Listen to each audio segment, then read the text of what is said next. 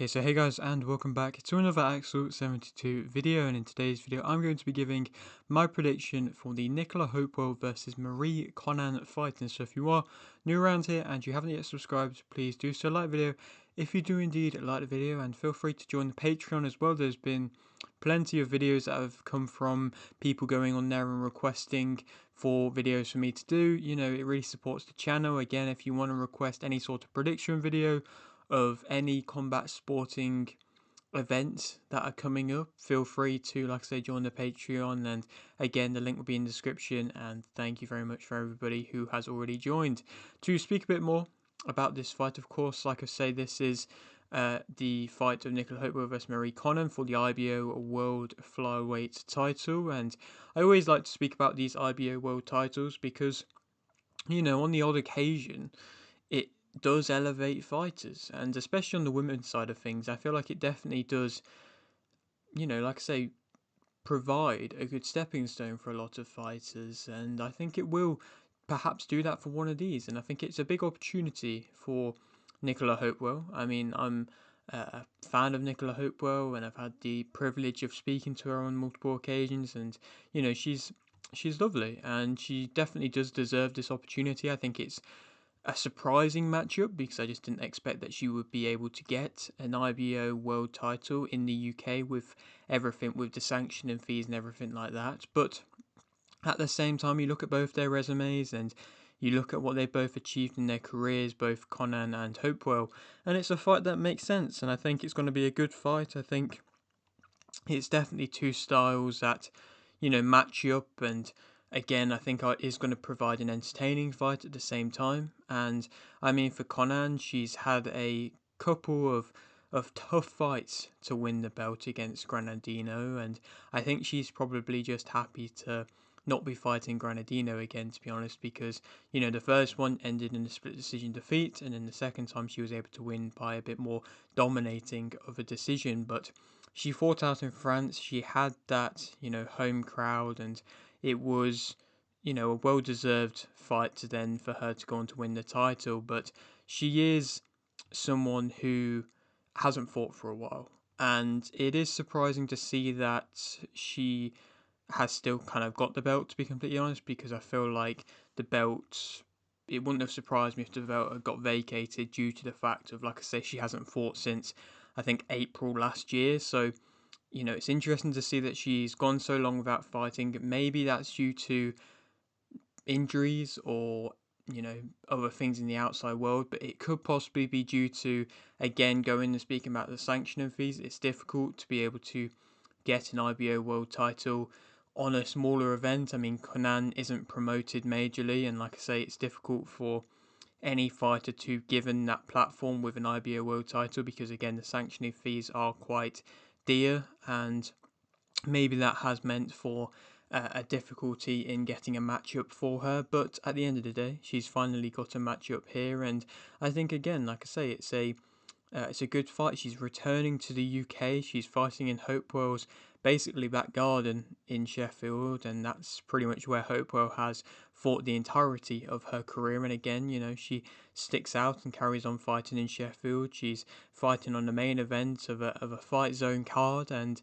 I mean, for Connan, similar position to that of Hopewell. You know, they've both had respective one kind of bigger step up where they both have had a defeat. I mean, Connan lost when she fought for the EBU light flyweight title. Of course, she's moved up in weight since then, and for Hopewell, she fought and lost against Emma Dolan the first time that she campaigned and tried to fight for the Commonwealth title, in which she did later pick up. But there's no discredit to losing to Dolan, and there's no discredit to losing to the EBU European champion in a lower weight division. And so, like I said, they're both in a very similar position. Connan is much older, in being 41 years of age, and Hopewell is 33. So, you know, you would probably have to look at it in that aspect and say that Hopewell is in a better point in her career than that of Connan. And obviously, there's plenty of fighters that can fight later on and still have success. So, Connan, if she goes on to beat Hopewell here, puts herself, like I say, in a good position. And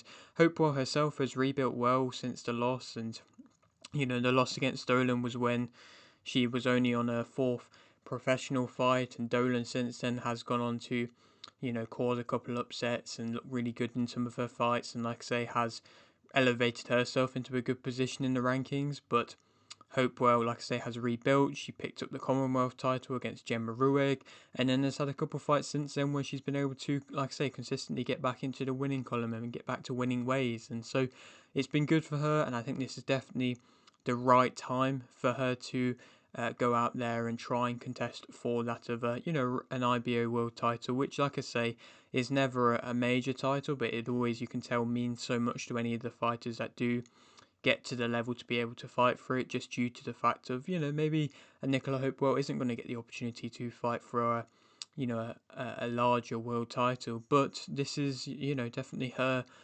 main event slot. This is her world title fight, and I'm going to be tuning in to watch it for sure. And obviously she's, like I say, picked up that Commonwealth title, and um, Connan picked up, I think it was an Intercontinental title. So they both had that kind of level where they've picked up some sort of a title before they've jumped into the IBO position. So like I say, both in a very good position to fight this fight. And for Hopewell as a fighter, she often can swarm you. I mean, she's called the Hurricane, and like I say, she often will swarm you. She's got good rushing attacks to an extent, and she can catch you with a jab when coming in, which is often what she'll lead off with.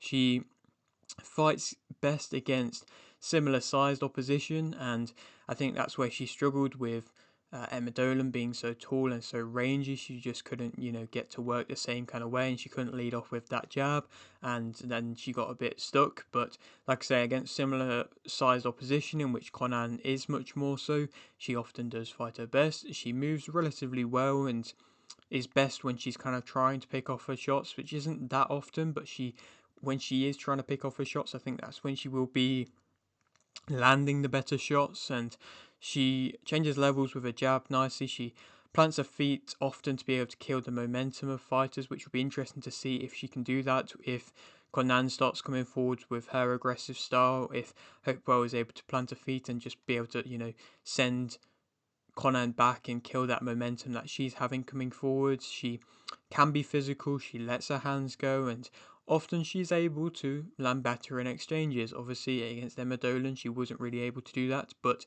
since then, she's been able to land better in the exchanges, even if, on paper, the level of opposition has dropped. Negatives about her, I think when she's finding her way in, she can often get caught. And in general, I don't think she's always the best at finding her way in. She can be kept at a range, like I say. She sometimes can throw both hands at a time, not bringing her punches back enough, and it can look a bit like a push, which is, again, quite a sloppy, novice type of technique that she has a bit of a lack of a guard. She can be messy in exchanges where you can see she's just very uptight and tense. She squares up, and she has a bit of a lack of control in punches at times, and as a result, the power isn't really that significant when she's throwing in close, just due to a fact of a lack of control. Her accuracy isn't often the best, but like I say, when she is picking her shots, it does get better, and she can lead in with her head a bit, and her chin can be in the air at the same time.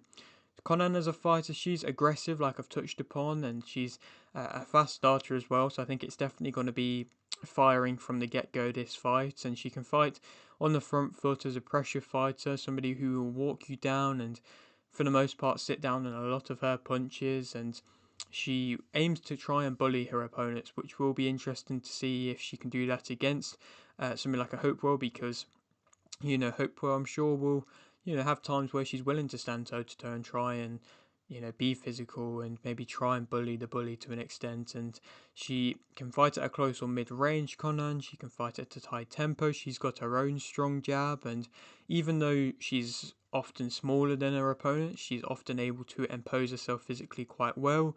She attacks all over and goes to the body well, and she realistically kind of only throws big. Yes, the shots in which are classed as big aren't perhaps the most powerful of shots. They are still coming with mean intent, and like I say, putting often quite a lot into them shots. Negatives about her, I think she can struggle again, finding range similarly to that of Hopewell, and she has quite wild hooks, and she struggles to cut off the ring herself. So again, like I say, I think that's when Hopewell may be able to have bits of success. She does square up a bit herself, and she has a bit of a lack of defensive footwork. I think Hopewell does move better than that of Connan. Her accuracy, especially with her hooks, can, sometimes lack, and it can result in her kind of over swinging often. She doesn't fight on the back foot the best. It seems like she's a bit panicky and a bit tense as well when she tries to go onto the back foot, and she can struggle against combinations, and she can struggle against head movement fighters and fighters with, she doesn't really have much of a setup herself, and you can kind of see her overhands coming in a bit as well, and she does lean forward when she's throwing, which, like I say, makes her overhands more visible, and she can get caught coming in. Who do I think's gonna win in this contest? I think that Marie Connan is gonna be able to win via unanimous decision.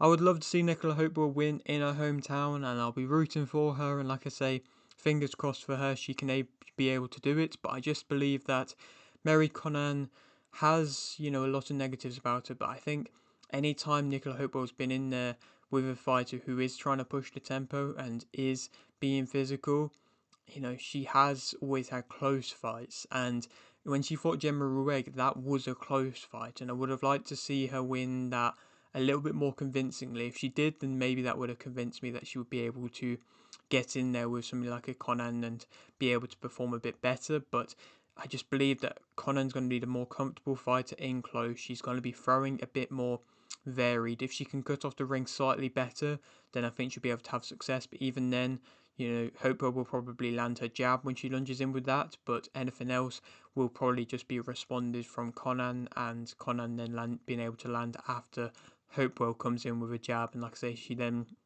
tenses up a bit and then can't do a tremendous amount then. So again, I think Connan is going to be able to win and win via unanimous decision, which would be a bit of a shame for the British boxing fans, and like I say, for myself in general, as I am a fan of Nicola Hopewell. But we will have to wait and see. Again, always these unbiased predictions on this channel. And then who she could go on to fight next, I think it'll be interesting. It's like I say, hopefully not going to be another year before we see Connan back, because she probably won't have a tremendous amount of time left in her career, and so she should be moving, relatively quickly at this point. So maybe she could go on to fight a Taylor Robertson, who of course fought for an IBO world title and drew in the super flyweight division, but since then has come down, and I think is coming off a loss. So, maybe if Robertson can get another win in the column, then that could be a good fight. Chloe Watson or Maisie Rose Courtney could both be respectively good opponents there. Both opponents who have, suffered defeats in the kind of build-up level around about British level. So if they want to take a bit of, perhaps a little bit of a step down in that opposition because they've taken that defeat, but still have, a bit of a world title and a bit of, recognition with somebody who is willing to come over to the UK and Connan, they could both be good matchups there, and that could be, resulting in quite a big payday for Connan, and that could be what she might be wanting for her last hurrah in her career. Connan, we will of course have to wait and see, but I feel like there's some good matchups there, and I'm excited to see them. So yeah, that is it for today's video. Hope you did enjoy. Like the video if you did, like the video, subscribe if you're new, and thanks for watching.